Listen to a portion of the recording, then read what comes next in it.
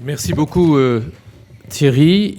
Madame l'ambassadrice, merci de nous recevoir ici. Monsieur le ministre, cher Fabrizio, président d'IREFI. Alors, deux minutes, je crois, de présentation en général. Tu parlais de la réunion avec le ministre français devant l'UFE au mois de novembre. J'avais noté en guise d'introduction une satisfaction européenne que partagent évidemment les Italiens et les Français sur le Clean Energy Packet qui a été signé le 18 décembre dernier, qui évoque plusieurs sujets: sécurité d'approvisionnement, à la fois sécurité internationale pour notre énergie importée, sécurité technologique pour la propriété intellectuelle, le know-how et l'industrie qui tourne autour. Et l'industrie est en effet, Madame l'ambassadrice, le sujet central de notre réunion, me semble-t-il. L'accessibilité avec des expériences différentes, l'accessibilité de l'énergie, notamment de l'énergie sur la mobilité. Et il faut, tu le faisais à l'instant Thierry, évoquer la problématique qui est la nôtre, insérée dans un contexte politique local. Nous avons connu ici les Gilets jaunes, dont le mouvement a démarré à partir de la problématique du prix, donc de l'accessibilité de l'énergie pour la mobilité. Et c'est donc une grande question. Une ancienne ministre de l'Environnement français disait qu'il ne fallait pas que l'écologie soit punitive. Et elle a été prise comme ça jusqu'à présent. C'est un problème. Je reviendrai tout à l'heure dans le cours de la discussion sur ces différentes fragilités. Donc, sûreté, sécurité d'approvisionnement. Je rappelle que le livre vert de Mme Loyola de Palacio, il y a 15 ans, plaçait la question de la sécurité, de l'approvisionnement énergétique de l'Europe comme la question centrale, la question politique centrale que les membres de l'Union européenne avaient à résoudre. Nous en sommes encore là, 15 ans après, avec des formes différentes sans doute, mais nous en sommes encore là. L'accessibilité, c'est, pardon de parler ici, je ne veux pas du tout choquer nos partenaires allemands, c'est la question posée par le quasi-doublement du prix de l'électricité pour le consommateur en Allemagne.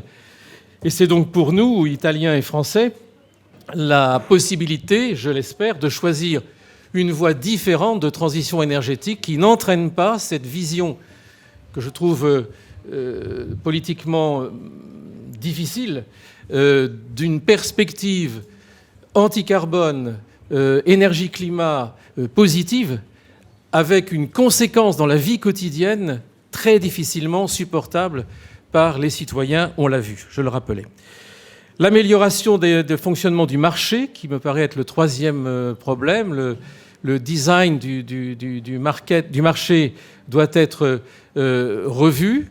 La progression des énergies renouvelables, qui est notre but, entraîne une décentralisation de la production. Et donc une question, je crois que c'est abordé dans une table ronde tout à l'heure, une question posée au réseau et à la capacité de coordonner et puis d'interconnecter entre nos différents pays en évitant les crises et les blackouts. L'amélioration du marché, c'est aussi le problème du marché de gros en matière d'énergie électrique et des conséquences de l'injection obligatoire des énergies nouvelles qu'il faut gérer. Et enfin, c'est la question des mécanismes de capacité.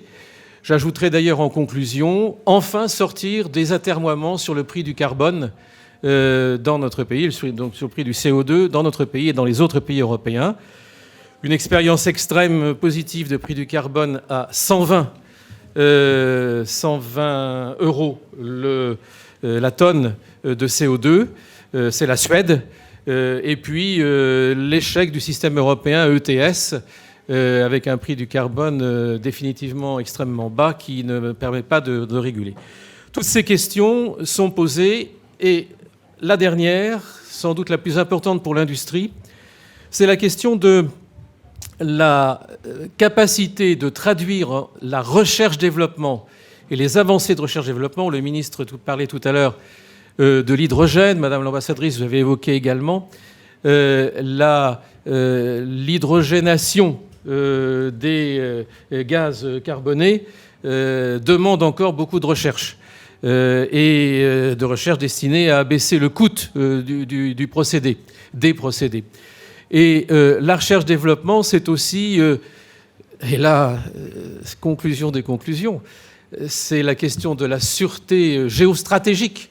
Quand on sait que seulement 4% des batteries nécessaires au stockage, grande question de recherche, en Europe, 4% seulement sont produites en Europe, et que 96% des batteries, un peu moins, 80% des batteries sont produites en Asie, et particulièrement en Chine.